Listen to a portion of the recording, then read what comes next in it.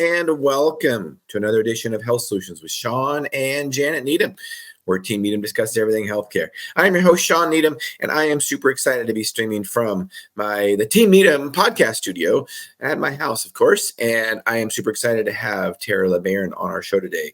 She specializes in nutrition, and we're going to be talking about general nutrition. And we thought about talking specifically about certain aspects of nutrition, like nutrition for diabetes or nutrition for XYZ or what. But honestly, general nutrition is good for everybody because really, in general, most people, if they eat a good, consistent diet, it's going to clear up a lot of problems. So without further ado, Tara, welcome to our show. Hi, thank you so much for having me. I'm always interested in talking about everything nutrition. So I'm excited to see what we can discuss today and kind of hopefully some questions. Perfect. Well, give us a little bit about your history first and introduce yourself. Okay. So I started out wanting to go into law enforcement and decided that I loved fitness after kind of going down that route, and also had some gut issues that I dealt with for a long time. And then later in life, changed my trajectory into a nutrition focus. It started with personal training and then realized that was just one piece of the puzzle. So I went to school to, after also a journey of not being able to heal my own gut through traditional medicine, wanted to dive deeper. So I went into school for it. And throughout that, I decided I wanted to go the dietitian route. So I graduated back 2019, had a couple kids, got married, and work as a clinical nutritionist with some exercise sprinkled in now, where before it was more exercise and a little bit of nutrition. So it's my part-time but full-time career. So it's all started with my own journey kind of to heal myself, and I had a passion for it.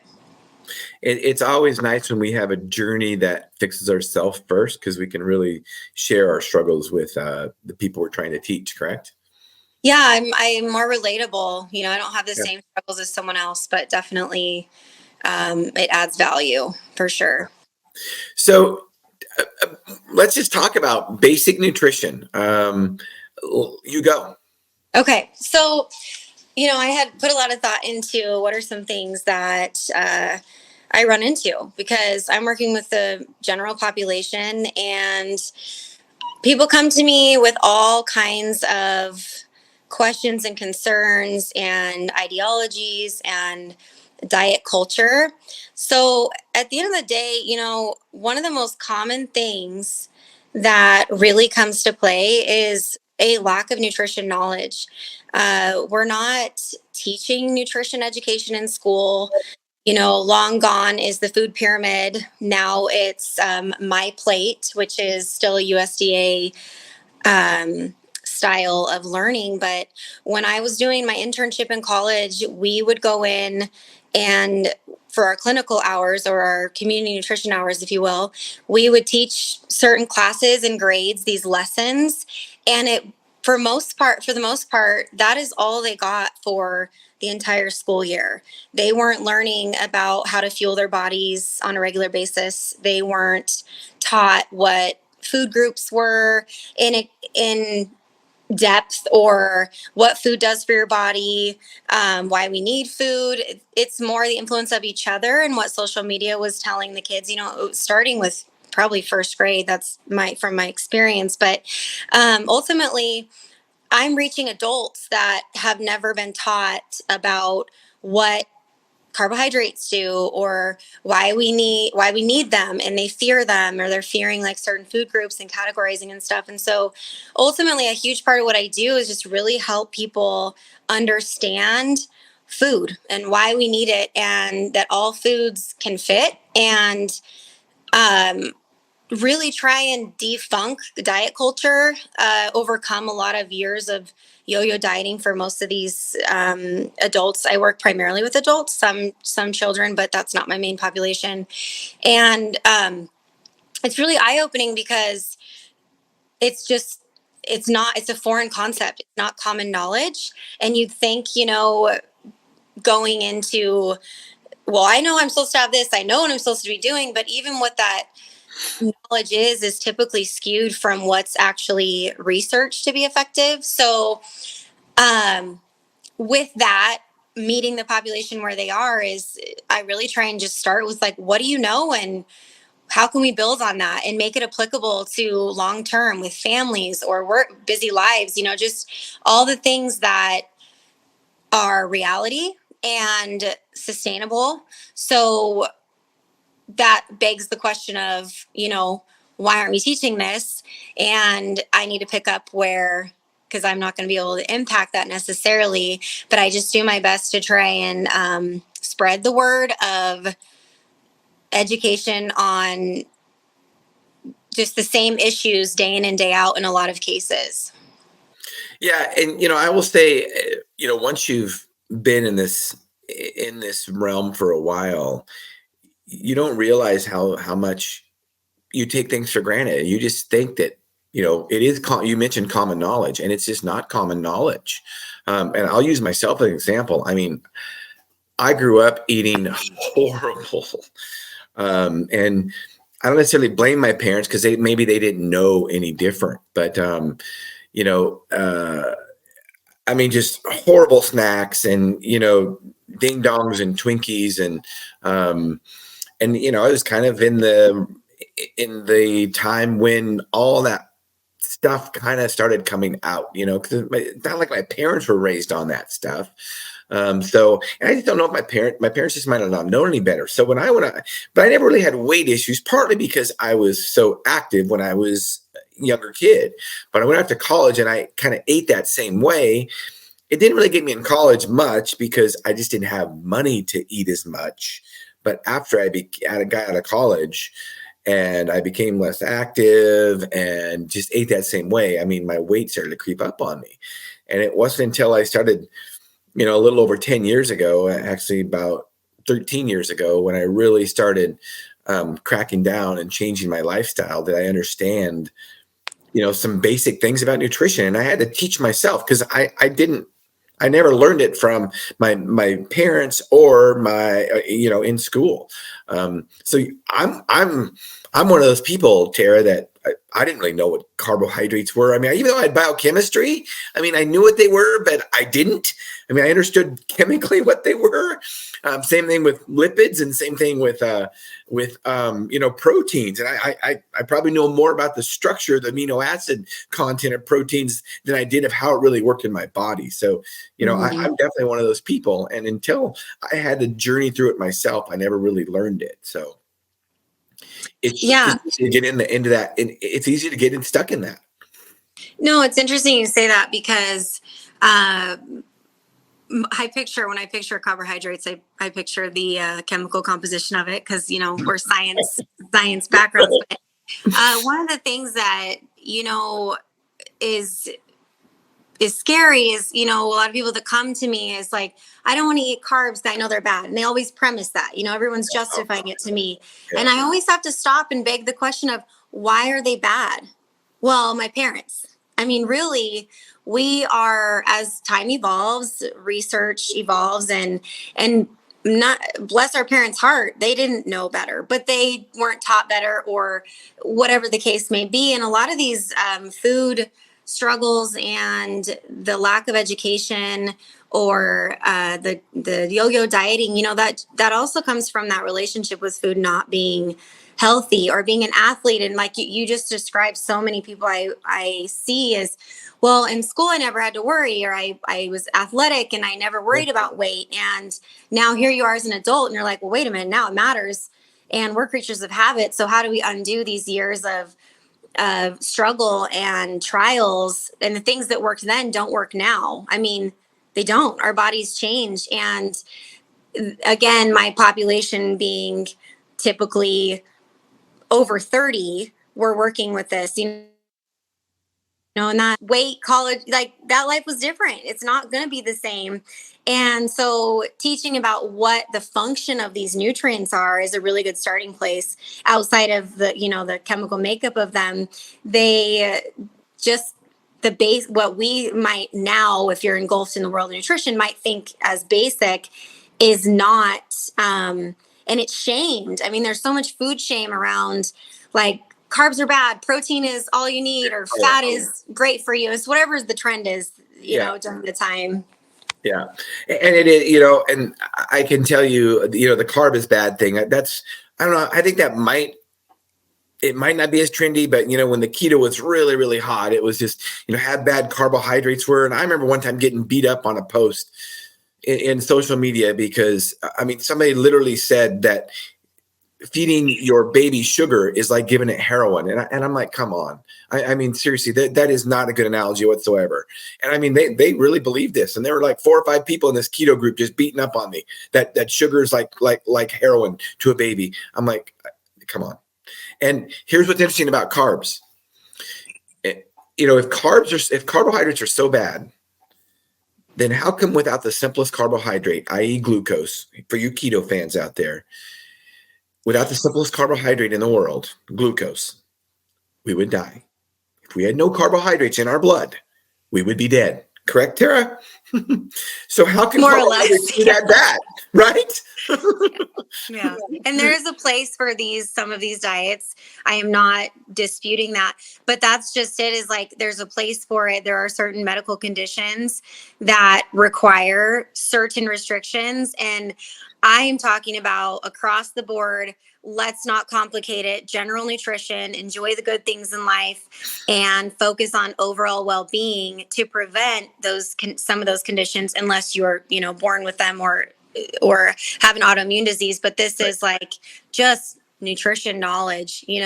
Why make it harder if we can help it? And let's face it, Tara, in healthcare, like you and I deal with, most of the time when we counsel people nutritionally, it's because there are weight issues.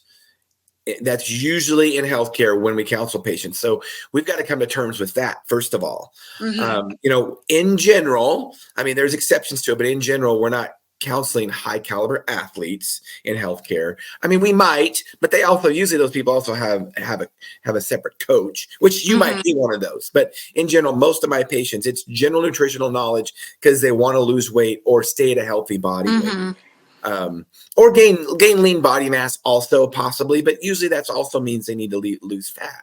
Right. So, and really, so I'm gonna use a term here. Some of the terms that I use when I talk to anybody about food, and I'm gonna see what your thoughts are on this. So early on in my journey of weight loss, I learned eat to live, don't live to eat. Now, and so think about that. I mean, if you think about literally how food is created, and I think early on in our podcast, you talked about it being fuel. And literally, food is fuel for our bodies. And so really, in general, food is meant to sustain us, to keep us alive. Now, you could argue if you want higher performance as an athlete or as an overall human being, you're going to eat different things and not just stay alive calorically. Because let's face it, if food was just to sustain us, we could eat sugar and drink oil and live, correct? Essentially, yes. I mean, essentially, Yep. right. No, I get where you're getting. So go ahead and go off on that. What do you think about eating just to sustain yourself or live and not living to eat? So I think a lot of that comes from what I was talking about earlier with like the relationship with food.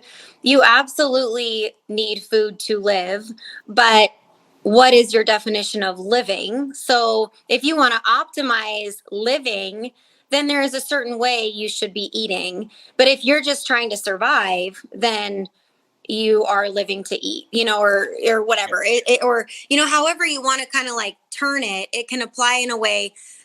Eat to live is a healthier mentality versus living to eat, because living to eat, in my mind, it comes to dysregulation of emotional eating, maybe, or a poor relationship with food where you are using food as a tool instead of the necessity that needs to be. It can be enjoyed, but not, we want to have things in moderation and not turn it into a unhealthy relationship there. So like you said, I can survive off of oil and sugar, essentially. That would be an unhealthy way of living. So I think defining, like, if you're an athlete or if you are just generally want to live a somewhat normal life, then establishing healthy habits that provides balance in your nutrition is most optimal. And then you're just eating because you need to, but you get to enjoy it and not obsess over it, finding that healthy balance. Does that kind of answer, like, is that where you're headed? Okay. Yeah, and I think I just wanted some conversation there, because I think one of the things that I can see a problem, especially when I see people that have had food addictions and probably still do, Mm-hmm. they celebrate everything with food. Yeah. And my wife and I, we love to go out and we love to have, good food and good dinners and stuff and go to nice restaurants and stuff.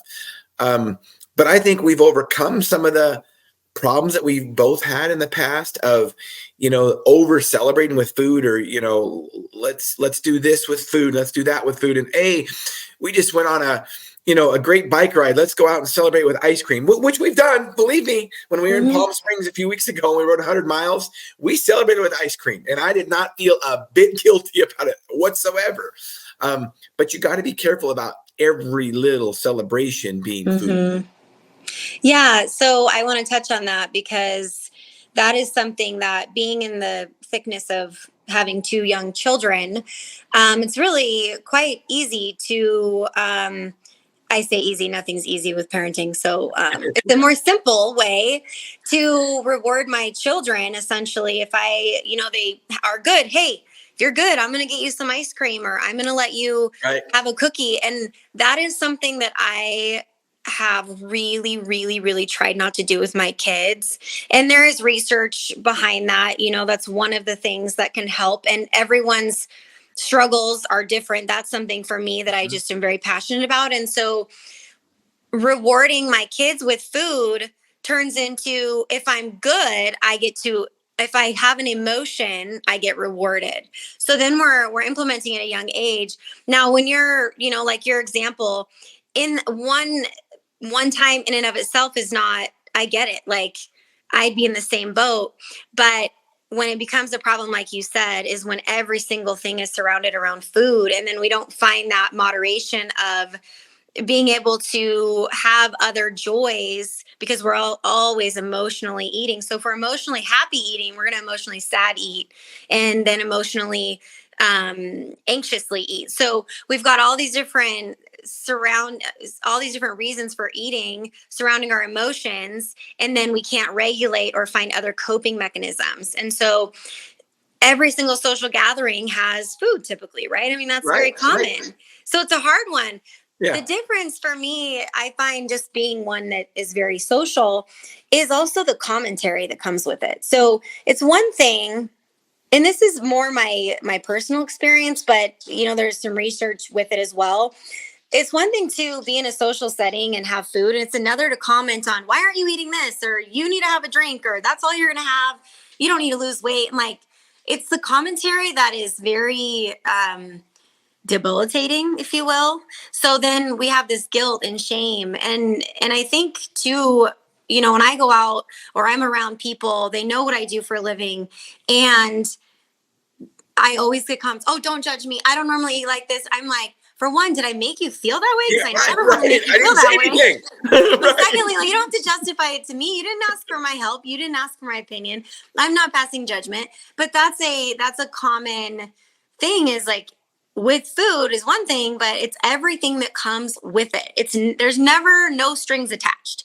So it's an easy common ground. Everyone has that in common. We all essentially want food and need food and like food. So when you have that one thing in common, how do you deter from kind of the toxic behaviors that can be celebrated with it? Would be kind of like the downfall to all the social gatherings. Like, sometimes it's better if we just don't do it, Yeah. Is it really a celebration? I agree. And sometimes you have to do it and you have to say yes. But then I also use it as an opportunity, because sometimes, if I'm eating a real strict diet or I'm fasting or whatever, I have to be ready to respond, because you don't Mm-hmm. want to be rude and, well, I'm sorry, I'm not eating that today. But, I think it can also bring up good conversation. Um, Mm-hmm. you can tell them why. And, like, oh, well, I'm fasting, and here's what I believe the benefits of fasting are. Or, I'm not eating that right now because I've got a race coming up in 2 months, and I just really, really want to be specific about how I feel my body. And then that can start a good conversation. I don't think most people take it too personally, as long as you're ready to respond. Uh, Yeah. but you definitely don't have to, um, be over pressured to, always celebrate with food. That's for sure. Yeah. Well, and you're right. And I like that you brought that up, that it can totally be a positive thing as well. And any opportunity for me to talk nutrition, my husband will say, "Oh, you opened the topic. Here we Yeah. go." So I definitely am on that side of it. It's just, because I see the fallback of the food guilt and stuff like that, I'm always hyper aware, and the next person, like you said, is not going to be as sensitive towards it. And so the only thing I can control is remolding how I influence people and not make it a negative, and not comment on this or that, but always be open to express, oh, you asked, so here we go. So Yeah. I like that. Yeah, and I think it's a little bit the same. How sometimes if you're not drinking, or you don't drink, and you say no to alcohol, you get that a lot with people that are drinking. Mhm. I think once I've dealt with that. Not that I don't drink, but I drink very, very moderately, and so I, for the last 30 years of my life, have had to give that conversation to people, and after you've done it a few times, it doesn't feel as you think you're going to get a horrible response, and you're going to really upset somebody because you're not drinking, kind of like you're not eating food, or you're not eating what they're eating. But it usually is not the case. You usually have to be prepared to answer truthfully. Yeah. Oh, I agree with you there. And it's also when someone not offering the information unless someone asks. It's like offering unsolicited advice. I find I've learned over the years, I don't need to justify or say anything unless someone asks me the question too. And that can go for all things in general, but especially surrounding food, like, why aren't you eating this? Why don't you drink? Or general curiosity, like you're saying. It's finding that healthy balance. And but that brings me back to what is healthy, because there's so much diet culture happening that the centerpiece of conversations can commonly lead to, like, oh, is that a diet you're doing? Or, and what I like to emphasize with people is taking the opportunity, like, no, it's not a diet.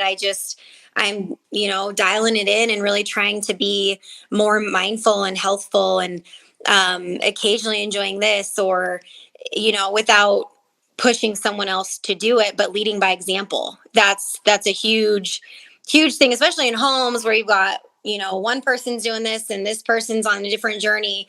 Spouses, it happens a lot when I'm meeting with people. Well, my husband's in a different, he's wanting to gain and I'm trying to lose weight, and da, da, da. And I say, the only thing you can do is, like, lead by example. You can't make Yeah. them change. You can offer them support and, set boundaries, but ultimately we're all on our own kind of journey, and trying to push it on people is usually not very successful unless they're ready to listen. Yeah. In all things. Yeah, I'll use myself as an example. 13 years ago when I lost weight, I had my youngest son had a weight problem. And after I lost weight, and my wife was probably struggling a little bit too. And after I lost weight, I asked Jan, I said, hey, because my son was like going on morbidly obese. And of course, the last few years of, he's only at that time 10 years old. Well, since the time he was born, he saw me eat like crap, Mm-hmm. and I quit working out when he was born, actually. And so he was just doing what dad was doing.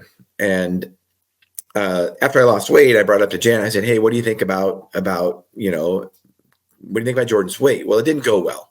So I just left it at that. Mm-hmm. But then lo and behold, a few years later, I mean, Jordan wants to make some changes. He starts to get closer to being a teenager when he's like 10 or 11 years old. And, next thing you know, I mean, the guy is 17 years old and he's making his own food and he's weighing his food and he's not obsessed with it. It's not because he weighed his food, he's obsessed with it. He was dialing everything in. And now, he's 20, almost 22 years old. And I mean, he works out. He knows how to eat. It's cool. We can talk nutrition with him, but I had to change myself first. I mean, it's pretty hard, if I was 60 pounds overweight and obese and sedentary, what am I going to expect of my kids? Seriously. I mean, I know that's hard for some parents to swallow, but it's just true. Well, let's say you. Yeah. So I'm really, really, really glad you brought that up because that is a touchy subject for Absolutely. parents. I mean, it is it's never an easy conversation to bring up. Even when a parent comes to me open to what I have to say, it's still a very hard conversation because one of the things that I have to say is exactly what you just expressed, and that is you are the one setting the example. You are the one doing the grocery shopping. You are the one doing the cooking. And unless you're teaching your child, because they're not learning in school how to be healthy, and this is, I only know what from my experience. I don't know what it's like in other areas, but in this area specifically. So how do you expect your child to make these changes when you are the biggest influence in their life?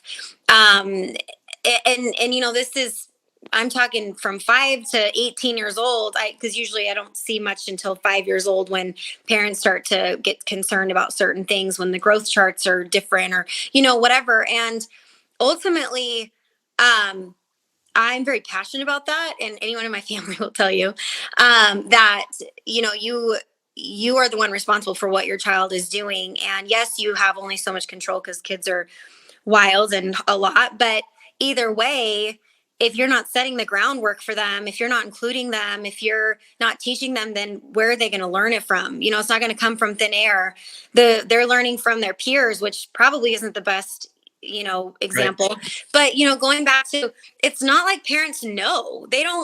They're also not taught. So my obligation and my passion is, let me teach you so you can teach your child and give them skills. Like, what is age appropriate for children, to start implementing new nutrition habits, whether it's a selective eater or an overeater or whatever it is that they're struggling with. Like, let me help you set the ground rules. We're not working on weight loss usually in that age. We're teaching them the skills, because most likely will correct itself if they're given the proper tools. Right. And let's not overcomplicate it. But the tools aren't just floating around in thin air. It's not like they're getting a lot of direction from, whether they didn't ask or they asked and they didn't get good direction, whatever the case may be. So I just hope they land in front of me so I can say, no, we can fix this. And I, it doesn't always end well. It doesn't, like I said, sometimes parents are like taken back by it. I can only assume that when I, maybe wouldn't have a follow-up with them, or they come back like, hey, this is how it's going and this was helpful. But it's a thin line. And as parents, it is hard to in my shoes, at least, say, wow, I really could be doing better in that area, or I really screwed up, because we think we know our kids best, but that doesn't mean you have to be an expert in everything. Asking for help for me is, in an area you don't know, is like doing your kids such a service. So I just wish there was a lot more resources out there that are more reachable and easily accessible. Because I think that's half the battle, is accessibility and resources. Well, and I'll be honest with you, Tara, that's one of the reasons we do this podcast, is to educate and empower individuals to take charge of their own health. And that's why we had you on today, because we always talk about, there's basically 3 things that you can do to stay healthy. And that's exercise, that's diet, or your diet, not necessarily a diet plan, your nutrition, your diet, and sleep. And of those, most people, and you can share your experience, but when somebody looks at somebody that's in that's in great shape like yourself, wow, Tara, how many hours in the gym do you spend? You must spend 20 hours a week in the gym, right? You get that? It's like, oh, actually, you'd be surprised. I mean, as you know, the average powerlifter or bodybuilder, if you want that look, the average bodybuilder spends 5 hours in the gym a week. The most important part, whether it's I'm an endurance athlete, still the most important part of my weekly training is nutrition. It's more important than the exercises, and it is with most every sport. It's same with the general population. Nutrition is more important than exercise. In fact, this is what I say: you don't have to exercise to live. You have to eat to live. You will die without eating. And then the most important is sleep. Because if we don't sleep, our body is never going to repair, and we'll die without sleep before we'll die without food. Right? Yeah, no, definitely. Well, and I think that it's not one, you can't be as successful with one without the other, So True. for me personally, like you said, I mean, 20 hours, like, it's crazy how people do have this conception of you must be doing all these things. And while I appreciate the compliment, Right. I am like, no, I'm not that motivated. But I do have a healthy balance, and I'm proud of that. And years of just putting it in practice. It is a non-negotiable to me. Exercise, what my routine looks like, is a non-negotiable in a very healthy way. Same with nutrition. I have my negotiables and I have my non-negotiables, but sleep is better for me when I have exerted my energy. So, and mentally and physically, right? Not just the physical part. Mentally, I need stimulation. I need puzzles. I'm just, that's how my brain works. But then fueling for both of those, so that when I am awake, I'm optimal. And again, not getting too complicated. Like, I have 2 toddlers. I'm just as much in the trenches as the next mom. The difference is I'm very fortunate that I have this skill set, but there is its challenges. And going back to, like, what are your non-negotiables? Well, I can't control my kids, but I can control what I do. And that is, I'm going to find a gym with daycare. I'm not going to go to a gym that doesn't have daycare and set up setting myself up for failure, like as if the children are going to become second fiddle, when that's typically not the case. So finding whatever that routine looks like in that phase of life. And I use a gym, but that's, fitness just can look so different. And also that extreme mindset of I can't be successful unless I do X, Y, and Z all at once. I really try and take an approach of, let me meet you where you are, my famous last words. And we will just create a plan, but know that it is going to be a process, because I'm not going to do extreme. It doesn't work. It's been proven time and time again not to work. Now, that's not to say that there may be a time period for some people that do better on extreme just until we get the ball rolling, just kind of cold turkey stuff. But ultimately, it's adding things in before we take things away, whether it be adding in some exercise, adding in some different foods, or mental activities. Like, before I start saying, okay, we need to start reducing the sugar intake, or so that I'm setting them up for, a positive, I get to have things, not take away, can't have. We're adding joy. And yes, it's hard, but I try and make it simple so that it's not like all this abrasive, now I have to change my entire life. We are going to change your life, but it's going to be slow. Right. Well, and when you said, first of all, before I forget, we got to have you back on, and we need to talk about not making exercise complicated. And to be a perfect example, because you've got 2 toddlers and you make it happen. And I can tell you, when I was exercising with my kids, it was about when they were turning teenagers. So it was a great time to start having them exercise with me. And it was one of the best things and best times of my life. And I taught them for the rest of their life. I mean, and it's cool. We can get together now and they're adults and we can talk about training and this kind of stuff. But the thing about what you're talking about is don't make it complicated and this is where, people that you and I deal with, the general Americans that we deal with, they're not they're not an athlete that wants to be on stage or whatever that is. So exercise can be very general. I mean, literally, as you know, that exercise can be, the great news is you're doing nothing now. So all you got to do is walk 5 minutes a day. That's all I want you to do. Do that. That's the exercise. Start simple. Right. Now, some people would say, I have a twin brother and he's a bodybuilder, and he would say, oh, that's just a waste of time. Not for everybody. For me, walking 5 minutes would be a waste of time. It'd be a complete waste of time. It's not going to do anything to help me reach my fitness goals on my bike or any of those goals. But it's not a waste of time for somebody that's not exercising at all. And that's why you don't need to make it complicated. It's just like, you don't need a gym. You talk about going to the gym, but you don't need a gym. I've got a good friend who is in awesome shape, and he's a health and fitness coach. He's got young kids. He does 10-minute body weight exercises and band exercises at his house all the time by himself. So we should have you on again to talk about how you can implement, exercise into your life and not make it complicated.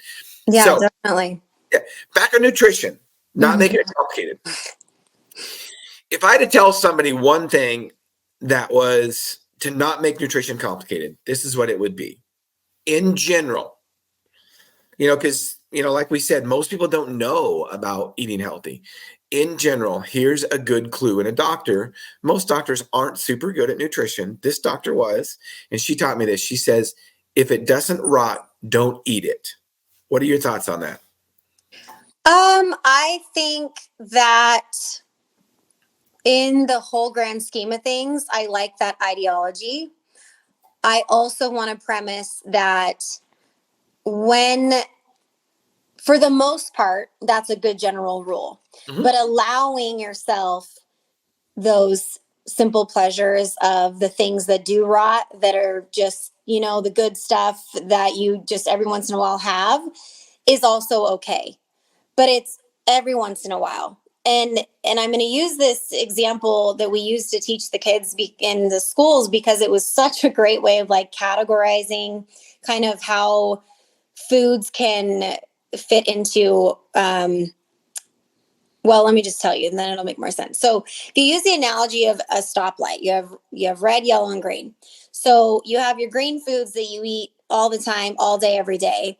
You have your yellow foods that are like every once in a while, and I'm thinking, maybe a few times a month. And then you have your red foods, which we call the whoa foods, and that's like on occasion. So the rotting, if it doesn't rot, those would be your green foods. And then we have some stuff, that's like you have your more processed things because it's convenient, but it's not necessarily unhealthy. It's just processed. So I'm talking things like your protein powders, your protein drinks. Those aren't.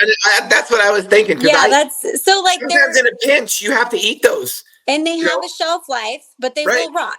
Right. So, but it will take a long time. Yes. So, yes. Ultimately, I'm thinking like those, or maybe, there's once a week that you're grabbing, like for me, we grab Papa Murphy's pizzas on Tuesday because it's convenient, but we always have it with something, like a salad or something. So then you're not eating as much of it. So there's like different ways of putting this every once in a while. And then you have your rarely on occasion, and that's going to be it looks different for everybody. For me, it's going to be fast food, because for me it affects my gut. And the whole thing with that idea in applying it is that the more frequently you have the healthful balance, the less frequently you'll probably want those other foods, and then they make you feel like crap, and so it's like sabotage. And it's like, I don't want to do that again for a long time. So I think it's it just teaches you how to recognize your kind of what it does to your body and how much different it can make you feel. So in a nutshell, along the same premise as what you're saying, there's definitely a lot of validity to that. And my wife and I talk about it. I guarantee you, if I ate at McDonald's now, I would get, within 30 minutes, I would get so sick. And I would not want to do it. I mean, I'm not looking for, and it's a good thing. I don't look forward to it, but it's interesting. And, you mentioned you say how, if you eat fast food, you get gut issues. Well, you got to think, I mean, we're just normal humans, right? So you got to think that probably all humans have some kind of gut reaction to that kind of food. You just kind of get tolerant to it after a period. Mm-hmm. And so it's kind of like, when somebody says, well, if you eat too much sweets and you're diabetic, your blood sugar is going to go up. Well, guess what? That's going to happen to all of us. If we just keep eating garbage, sugar all the time, our pancreas will eventually say, no, enough is enough. And we will get diabetes. So sometimes in reality, the type 1 diabetic is a little bit luckier than us because they're monitoring their glucose all the time. So they know what's happening. But in reality, our pancreas are getting hit all the time if we're eating all that stuff anyway. I want to back up a little bit on the protein bars and the protein shakes that you're talking about, or whey protein. I love that analogy. And that's exactly what I was thinking, because I will tell you probably 4 times a month, I'll be traveling somewhere and I'll be between places, and I'm like 2 hours between where I can get some real food. And so I will stop at a convenience store and I will get a protein bar. And I don't feel super guilty about it. I know it's not the best thing to eat, but here's what I want to say about that. It doesn't necessarily rot, so it's not the best, but I will say this. You probably know some of these people. There's a lot of people that they think that, they live on a protein bar and a smoothie shake. They live on those things. And my personal opinion is I don't necessarily, well, it's protein powder. Protein's good. Well, yeah, but not I think real protein's good, but not in a bar all the time or a shake. What are your comments? So I would disagree a little bit. However, I'll explain. So they have their place. And this is what I try and explain is supplement. It's meant to be supplemented. So if you are doing your best to incorporate whole foods first and you need to supplement with protein, even if it's every day. Realistically, if it's the difference of not, for my population, typically it's like, they're working, they're busy, they're just trying to make some better choices and just feel good. Again, I'm not working with a super specific athletic population or anything like that. So general population. So if we're working on changing habits and what is protein? Where can I get protein? How do I boost protein?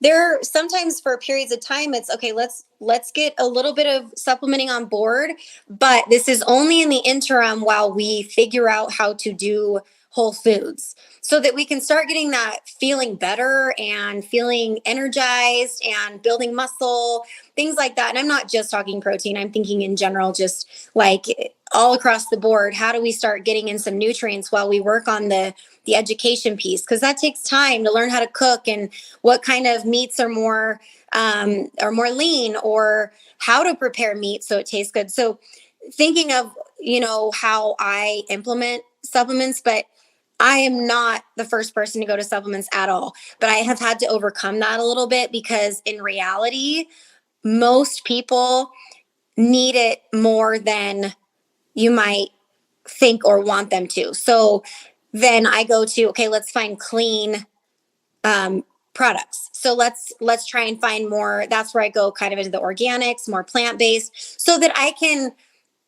first of all, meet them where they are in that, okay, lunch is always a struggle. Okay, so you can do this and this, but protein is lacking. So let's work in this and then slowly wean into like, what are some whole food options? So it's a very loaded kind of way of going about it, but ultimately I don't have a problem with supplements. I just never want that to be the main source of any food group. So while the education happens, we do what we need to, but that won't be the first thing I go to, or even the second. Where I'm working with a lot of weight loss patients lately on some weight loss medications too. And so it's really important to get more protein, and that's not normal all the time. So when they're in this journey, those, they need more protein in that time. So it can be a temporary situation too. Or if you're healing from something, you've been sick, I'm going to push more protein, and it's hard to just eat it. And I'm not a huge eat 300 grams of protein. I'm very much on the liberal side of it. And so either way, good quality, do what you have to do, but it shouldn't be your main source of fuel. And I'm with you. You said it, and I say it over and over again to patients. And this is whether it's a vitamin mineral supplement or whether it's a protein supplement. They are just that. They're to supplement a good, healthy diet already. You're not going to supplement your way out of a poor diet. You just can't. I like that. Right? And, yeah. On the protein bar, depending on what my day looks like, I'll either grab one that's 20 grams of protein or 30 grams of protein. Usually the 30 grams of protein ones are about 390 calories, and the 20 grams of protein are about 200 calories. Well, compare that to a chicken breast. A 4-ounce chicken breast that's going to have 30 grams of protein in it, and it's going to have 100 to 150 calories. And which one? I can tell you this: I could eat 3 or 4 of those protein bars, not even stopping. But I could only eat 1 chicken breast. Seriously, can you eat more? I can't eat 2 chicken breasts. I mean, I just can't. And I agree. Full. So real food is so satiating. And those protein bars or protein shakes, if you're using it to get over into a macro goal of protein, I get it. But if you're using it to try to satisfy your hunger, I just don't think they work that well. I agree with you there. So one thing I want to comment, and I don't want to quote numbers because I can't remember off the top of my head exact, but I want to say supplements, you're only absorbing of the protein maybe 60%, while whole foods is like 80. So looking at 80 to 100, I suppose, depending on the source, but looking at the absorption, to me, it's well, I'm spending money on the supplement that I'm not even going to be able to use. So two things with that. One is that when they're partially broken down, in supplement bars, it can help someone who's trying to boost protein but just can't get the calories in, they're struggling. That could be a good place, or an athlete, or on the go, whatever that case may be. And again, depending on the quality of the bar. And then with the food, you eat less for more. So sometimes when you're trying to eat less calories and get a bigger bang for your buck, then that would make more sense too.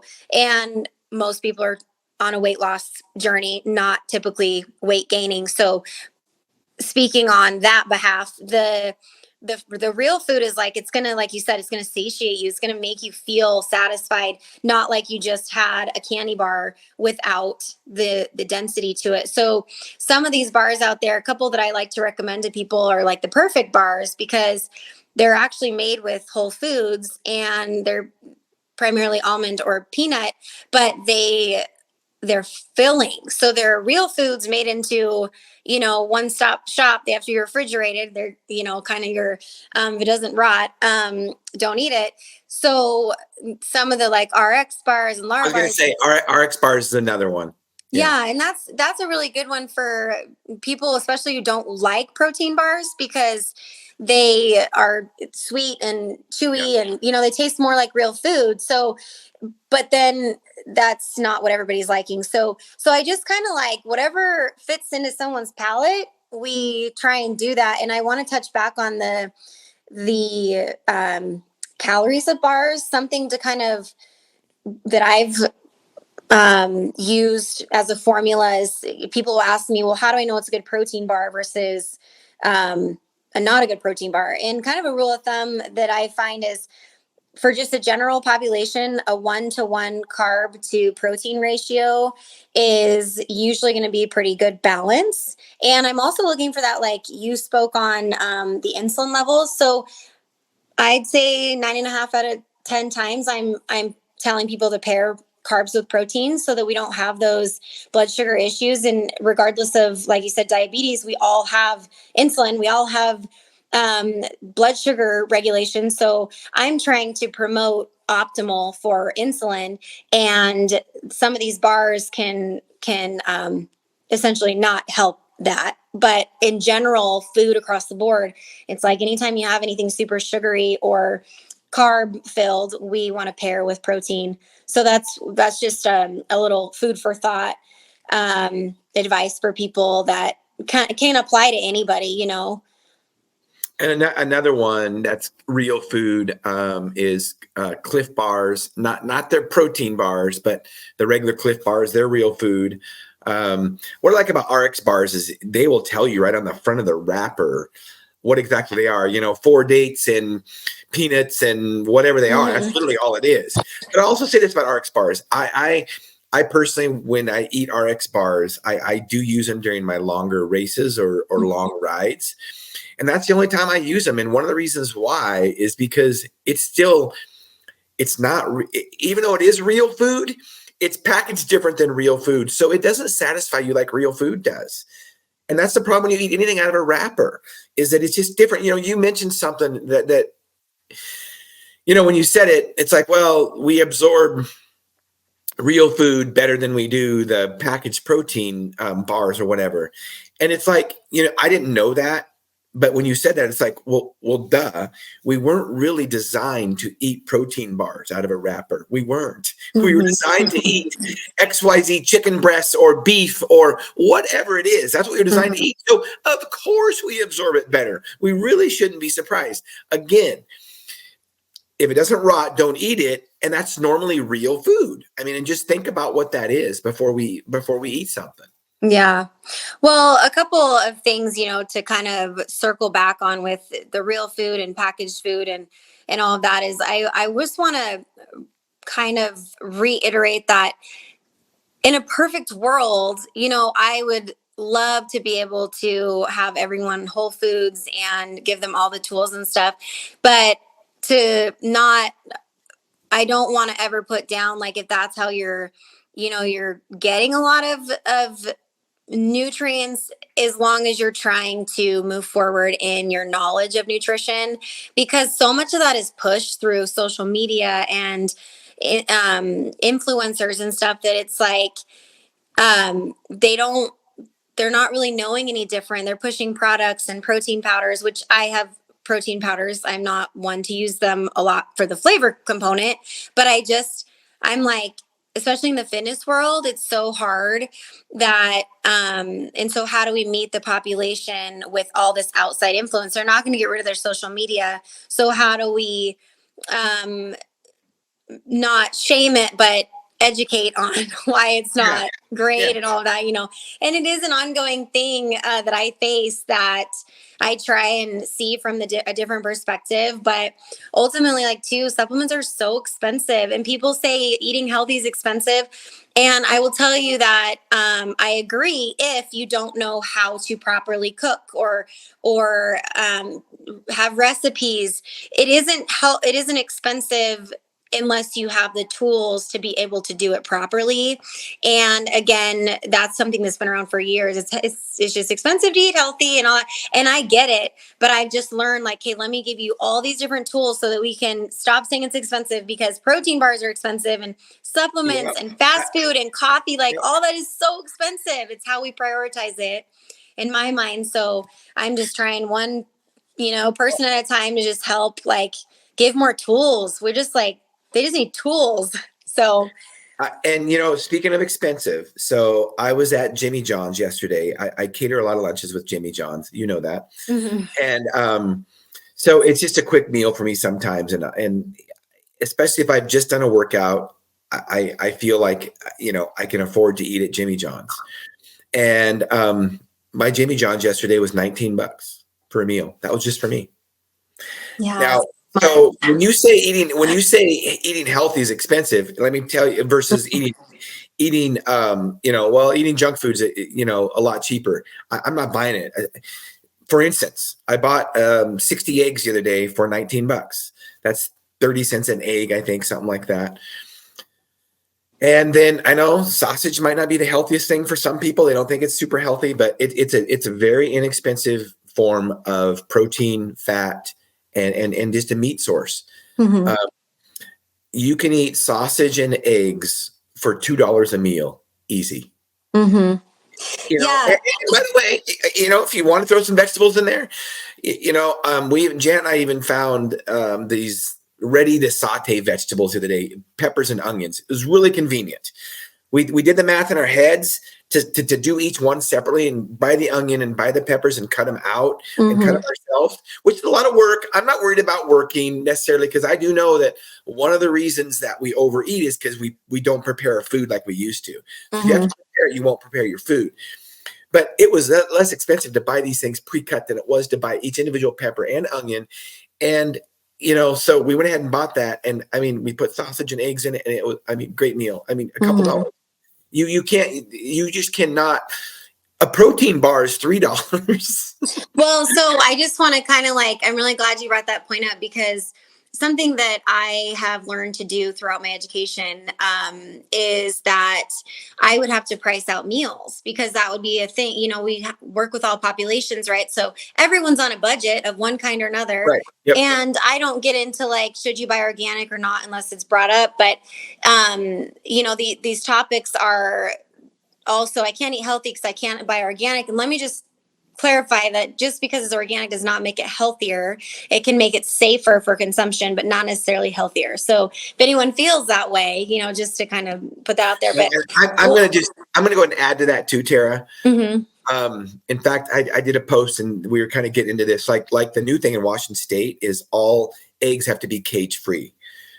Well, I know, right? Now you might be surprised. That's a new one. I haven't heard that. Right.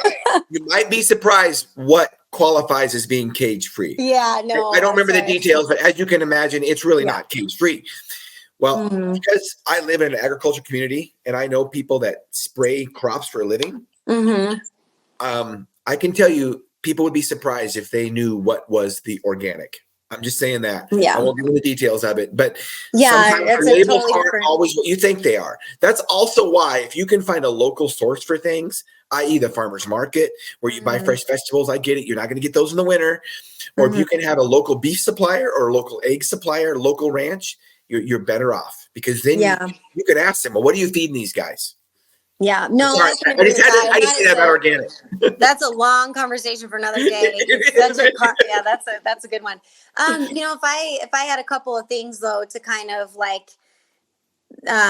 in a nutshell of some fundamentals of nutrition, that is, at the end of the day, you do what you have to do with budget and all the things, but ultimately there are ways to eat healthier on a budget, and I'm very well versed in that. My husband and I calculate out our meals. There's a couple we make $1.75 a person and less, because of how we buy it or in bulk or whatever, because I'm always hearing that. So I want to make sure I'm speaking to truth, and that is I have priced these things out, and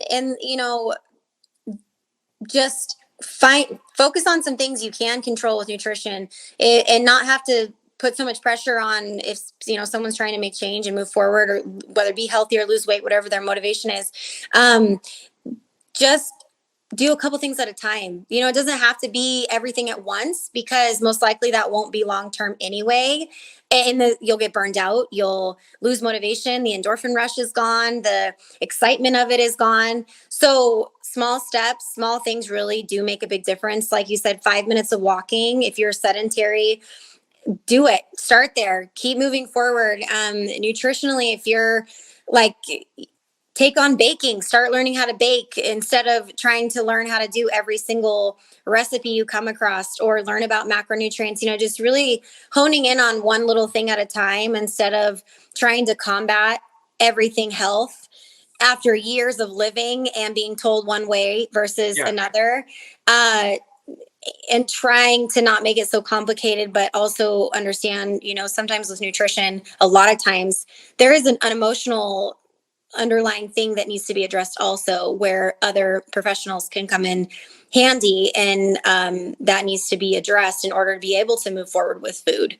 So that's kind of an untalked about thing, and at times, especially in certain environments. So that's kind of my little. Those are good tips. I have to, now that you said you can feed your family for $1.75 a meal, I have to throw this in there because I kind of just, because I'm kind of a nerd about this stuff and I want to educate people about it. I figured out that one of the cheapest meals that could actually sustain you and you wouldn't be very bad off at all. And if you eat beans and rice, you can do it for well under $1. Well under $1 a meal. You can feed a huge family. For well under $1 a meal. Beans and rice are very cheap and not bad food necessarily. Now, I'm talking about the dried beans that you buy bulk at Safeway or whatever. It's cheap food. So Tara, as we wind this podcast up, I want to ask you, what do you have a passion for? So many things, but ultimately just meeting the population in a very realistic mindset and taking the pressure off of trying so hard to be perfect at all things health and fitness. Because the reality of it is, like, we're all in the grind in one way or another, and we're all trying to figure out what we can fit into our lives. So just taking the pressure off and not caring so much what other people are like doing about being healthy. And overall wellness is just, it looks different for everybody, but like do what makes you happy while always trying to like put effort into it. Does that kind of make sense? Like, it's just such makes total sense. Absolutely. Yeah. So I really try and meet everyone where they're at. That's huge for me. It's kind of the biggest takeaway I can say is I make a plan based on where you are. I don't have a cut and dry system that, a couple of things, that I strategies, but I don't have a cut and dry program that you just come in and this is how it is. Hope it works for you. So. Right. So as we wind this podcast up, tell us, I'm streaming your website.